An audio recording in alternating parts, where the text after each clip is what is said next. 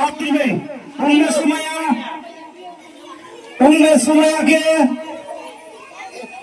পুরস্কার তুলে দেবেন আমাদের এই স্কুলের বয়োজ্যেষ্ঠ সম্মানপ্রাপ্ত আমাদের চিরস্মরণীয় স্যার, যে স্যার স্কুলের প্রতিটাই ভিটা মাটি থেকে শুরু করে ঘর পর্যন্ত প্রতিটা দায়িত্ব সহকারে দায়িত্ব পালন করছেন, সেই স্যারকে বলবো সেকেন্ড হয়েছেন আমাদের উম্মে সুমাইয়া, তার হাতে পুরস্কারটা তুলে দিতে সাদিকুল স্যার সহযোগী হিসাবে থাকছেন। জোরে একটা হাততালি হবে।